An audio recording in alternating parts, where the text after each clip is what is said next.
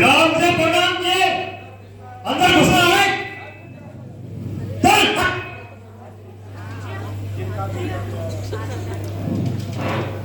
द्वारपाल सुन, जिनका भेजा मैं आया हूँ वे राजाओं के राजा है। रास्ते से तू प्रणाम करूं क्या तेरे पाप पर कर्जा है? और सुन, मैं उसी बालिका बालक हूँ जो अपने बल पर झुकता था। अरे तू क्या तेरे महाराज को 6 मास काख में रखता था? नादान करता है कोई श्री रामचंद्र जी के कासिद का नादान हृदय को थाम जरा पालम पड़ा है। अरे झुक के महाराज जय शंकर जी, जय शंकर। खड़ी उठोगे तो पीछे वाली महाराज एक बंदर बिना आज्ञा के सभा की ओर बढ़ रहा है, आगे दो। लंकाधिपति के चरणों में प्रणाम स्वीकार। अरे ओ बंदरे, बिना आज्ञा के तुम राज दरबार में कैसे आ गए? अपना परिचय दो। कहाँ से आया? अरे तू बंदर कहाँ से आया? खड़ा खड़ा है सभा के अंदर, खड़ा खड़ा है।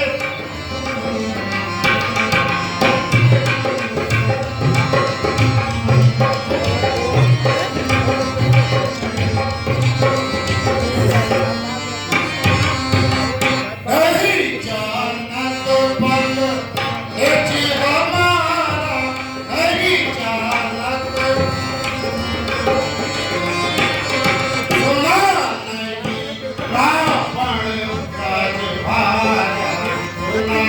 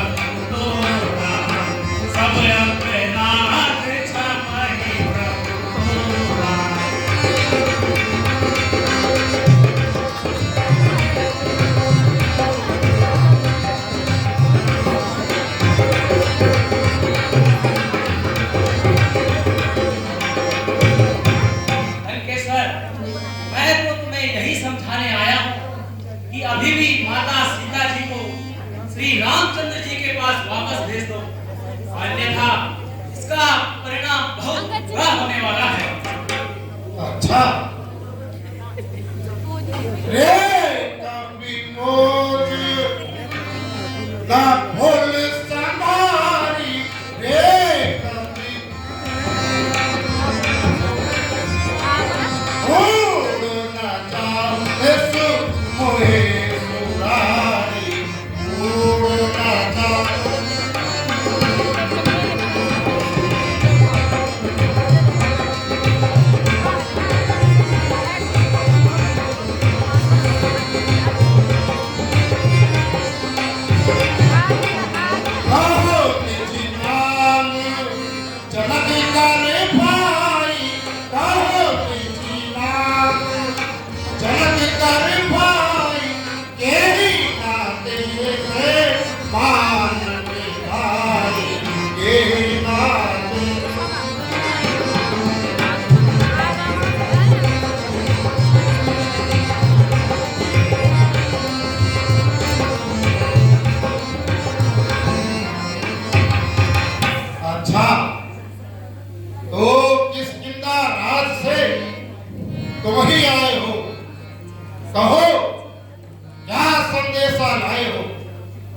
यदि अनुचित न हो अपना परिचय दो। अवश्य महाराज, सुनिए कि अंगद नाम श्री पाली कर बेटा, अंगद नाम श्री पाली कर बेटा, तातो नहीं कबहु नहीं भेटा, तातो नहीं कबहु नहीं भेटा।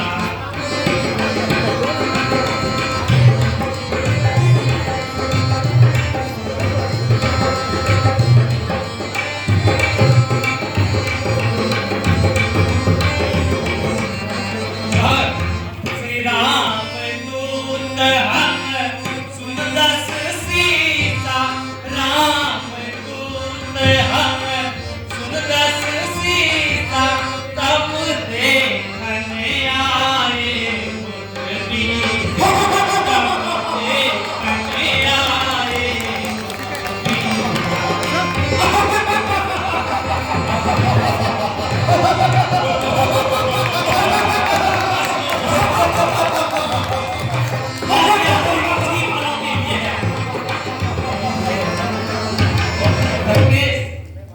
मैं वानर राज बाली का पुत्र हूँ।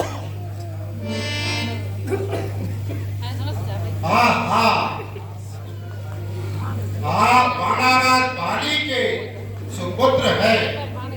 कहिए आपके विचार आनंद में तो है। महाराज, सब आपकी मेहरबानी है। बहुत देर बाद मैंने आपकी सूरत पहचानी है, किंतु मुझे इस बात की हैरानी है कि आपने यह नीच कर्म करने की क्या ठानी है। यदि हर्ज न हो तो बाली की कुशलता कहो। रे अंगद पूछूं मैं तोई, रे अंगद कुशल कहो बाली की कोई, कुशल कहो।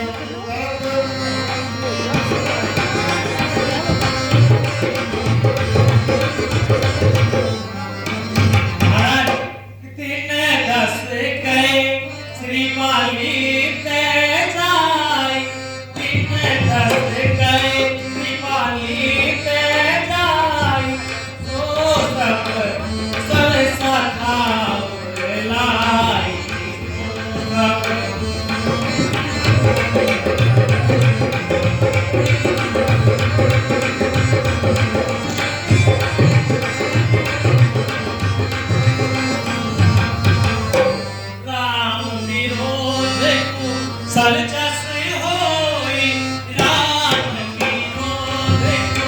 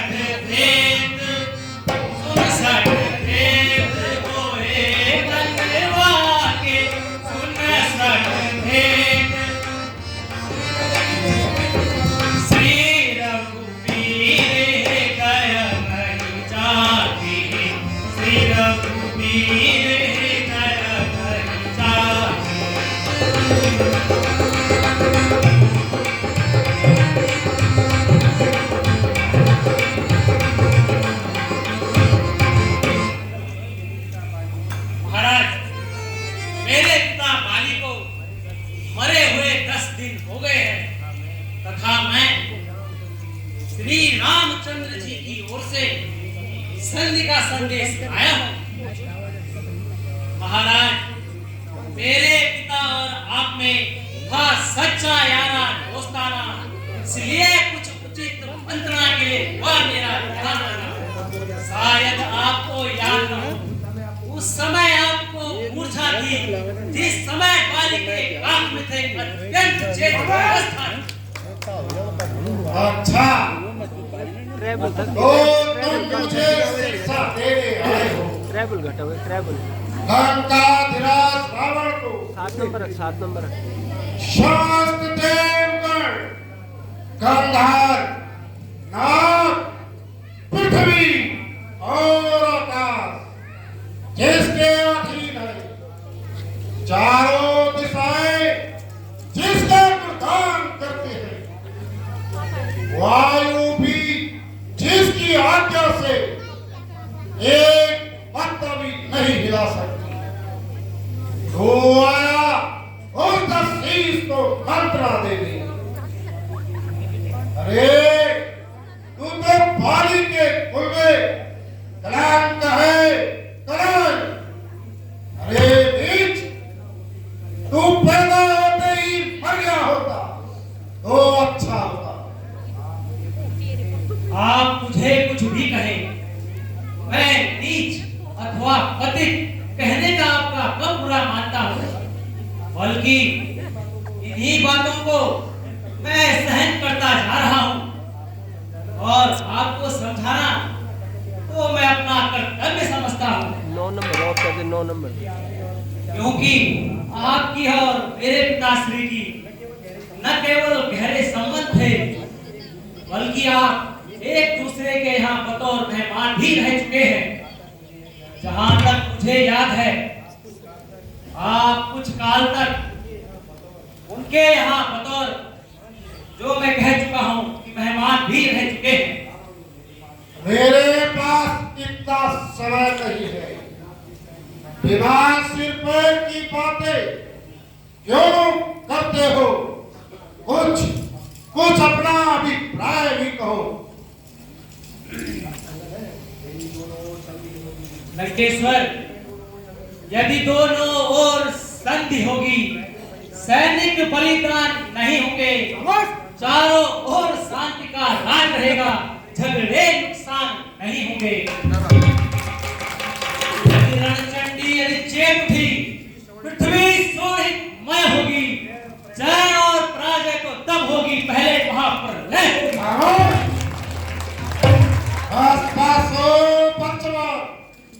अपनी जवान को लगाम दे। क्या तुझको तेरी मौत यहाँ खींच लाई है? अरे निर्लज, तेरे जैसे नालायकों को जिंदों में शुमार, क्योंकि अपने बाप के कातिल से बदला लेगा तो दूर, उल्टा उसी का सेवक बना है। अरे बेशरम, तेरे तो जीवन पर ही धिक्कार है।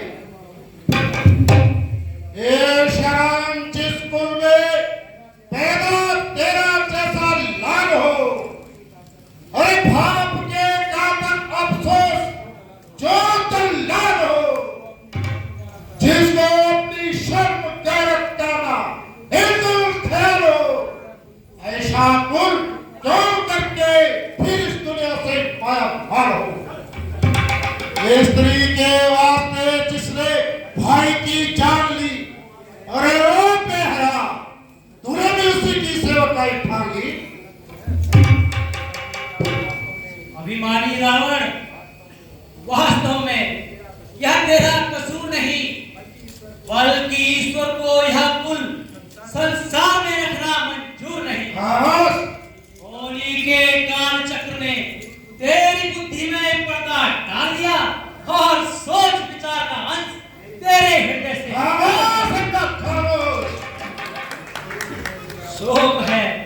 शोक है मेरा यहाँ आना, बेफायदा हुआ। वक्त है अब भी समझ जा क्यों मौत का सौदा हुआ। तेरे ही बातों से तेरा ख्याल बेफायदा हुआ। क्या विभीषण आपके कुल में नहीं पैदा हुआ? आप अपनी सोचिए, क्या फिक्र मेरे बाप की होने वाली है वही हसरत है लंकेश्वर। बहुत उद्दंडता दिखा रहा है। अब देख तू क्या है कौन है सुन। क्या बोलने की तुझे तमीज है तो सलीका है। अरे सलीका कहा भूल आया ओ पाली के लाला। सलीका कहा भूल आया ओ पाली के लाला। सलीका